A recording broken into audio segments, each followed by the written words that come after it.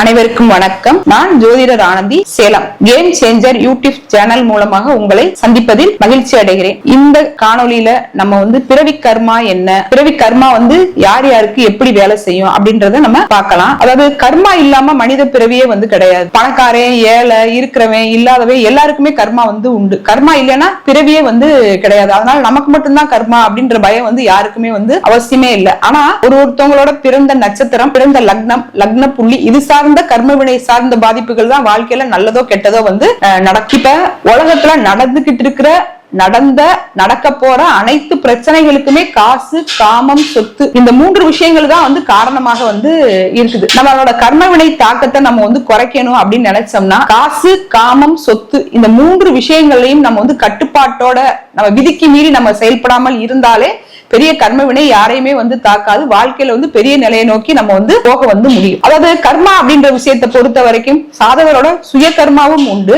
பாட்டனோட கர்மாவும் உண்டு, தந்தையோட கர்மாவும் உண்டு. இந்த மூணு விதமான கர்மாவில் மூலமா தான் நம்மளோட லைஃப் ரன் ஆகும்.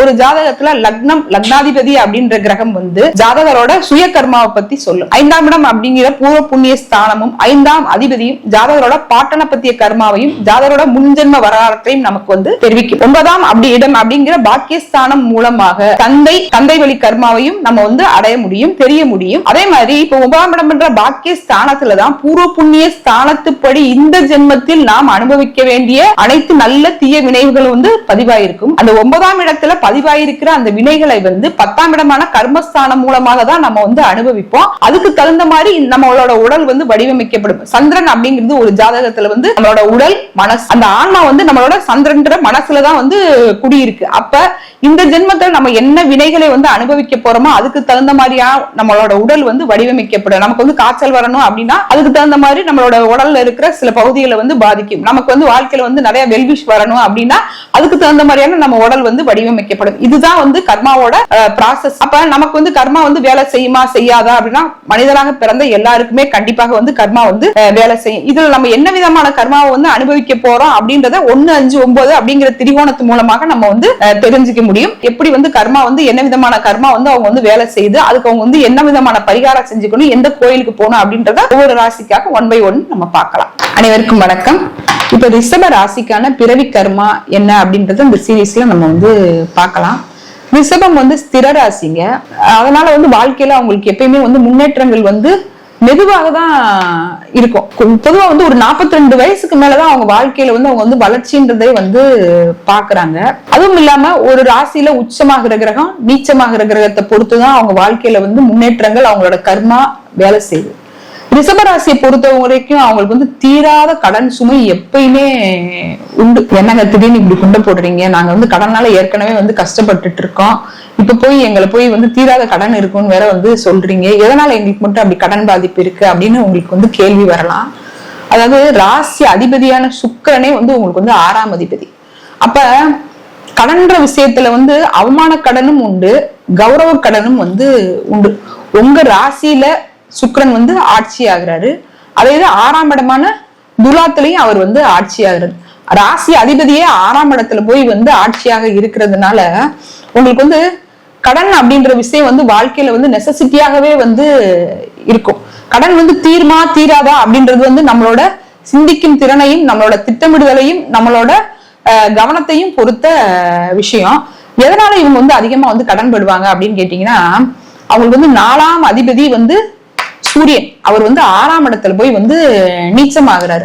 அப்ப 4ஆம் இடம் அப்படிங்கிறது சொத்து, சுகம், வண்டி, வாகனம், ஆரோக்கியம் இதெல்லாம் சொல்ற இடம். அந்த 4ஆம் அதிபதி போய் 6ஆம் இடத்துல நீச்சமாகிறதுனால அவங்களுக்கு எப்பயுமே அழகு, ஆடம்பரம் சார்ந்த விஷயங்கள்ல ரிஷபராசிக்கு ரொம்ப ஆர்வம் அதிகமா இருக்கும். தன்னோட வீட்டை அலங்கரிக்கிறதுல அவங்க ரொம்ப ஆர்வமா இருப்பாங்க. இப்ப ஒரு சொத்தோட மதிப்பு ஒரு 10 லட்சம் 15 லட்சம் உள்ள வீடாக இருந்தா அவங்க இன்டீரியருக்கு ஒரு 15 லட்சம் செலவு பண்ணுவாங்க. இப்படி அவங்களுக்கு அந்த அழகு ஆடம்பரத்துக்கு முக்கியத்துவம் கொடுக்கறதுனால கடன் வாங்கி கூட அவங்க வீடு கட்டுறதுக்கோ, கடன் வாங்கி கூட தன்னோட வாழ்வாதாரத்தை பெருக்கிறதுக்கோ அவங்க அஞ்ச மாட்டாங்க. அதே மாதிரி இப்ப அது அவமான கடன், கௌரவ கடன் நம்ம 2 விஷயம் சொன்னோம். இப்ப 6ஆம் அதிபதியான சுக்கிரன், லக்னாதிபதியான ராசி அதிபதியான சுக்கிரன் ராசியிலே இருந்தா கடனோ நோயோ ஜாதகரோட கட்டுப்பாட்டுக்குள்ள இருக்கும். அதாவது சுக்கிரன் ராசியிலேயே ஆட்சி பலத்தோட இருந்தால் ஜாதகரோட கடன் வந்து ஜாதகரோட கட்டுப்பாட்டுக்குள்ள இருக்கும். நம்ம என்ன செய்யணும் அப்படின்ற திட்டமிடுதல் வந்து ஜாதகருக்கு வந்து இருக்கும். அவர் உட்கார்ந்த இடத்துல இருந்து அவருக்கு வந்து பணம் தேடி போகும். அவர் ஒரு போன் போட்டாலே அவரோட அக்கௌண்ட்ல வந்து கடன் பணம் வந்து ஏறிடும். ஆனா அந்த கடனை வந்து திருப்பி செலுத்தக்கூடிய கெப்பாசிட்டி வந்து ஜாதகருக்கு வந்து நிச்சயமாக இருக்கும். இதே இது அந்த சுக்கிரன் வந்து 6ஆம் இடமான துலாத்துல வந்து ஆட்சி பலத்தோட இருந்தாருன்னு வைங்களேன், கடனோ நோயோ வந்து ஜாதகரோட கட்டுப்பாட்டுக்குள்ள வந்து இருக்கிறாரு. கடனுக்கு பயந்து ஜாதகருக்கு வந்து நோய் வந்து அதிகமாகும்.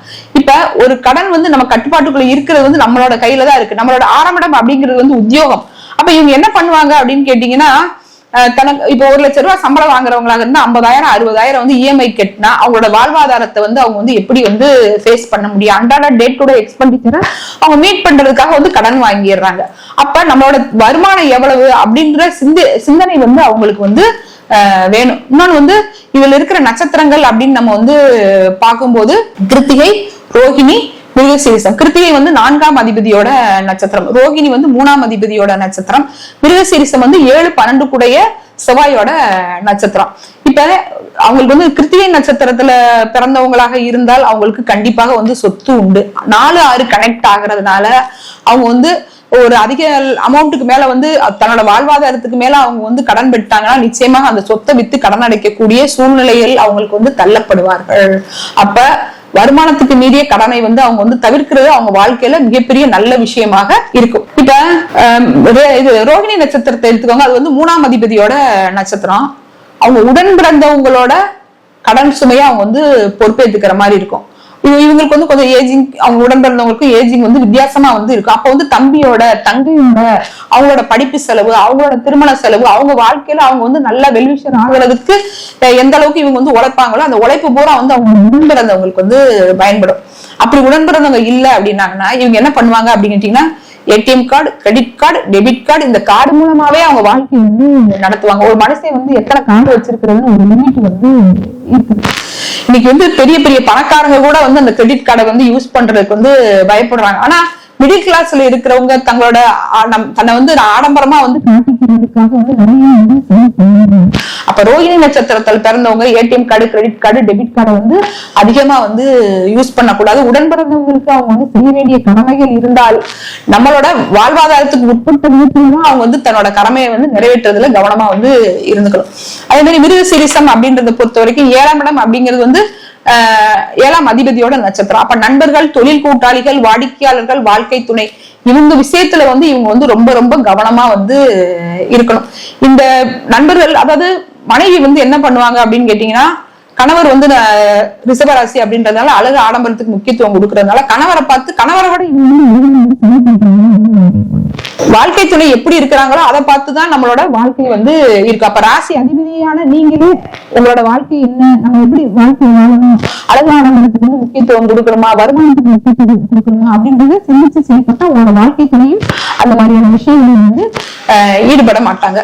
அதே மாதிரி இப்ப இன்னொரு விஷயம் என்ன அப்படின்னு வந்து கேட்டீங்கன்னா, ரிஷப ராசியில வந்து உச்சமாகிற கிரகம் வந்து ரோகிணி. ராகு நீச்சமாகுது, கேது நீச்சமாகுது அப்படின்னு மாற்று கருத்துக்கள் இருக்கு. அதனால நம்ம அதை பத்தி நம்ம வந்து மாற்று கருத்தை பத்தி நம்ம வந்து பேச வேண்டாம்.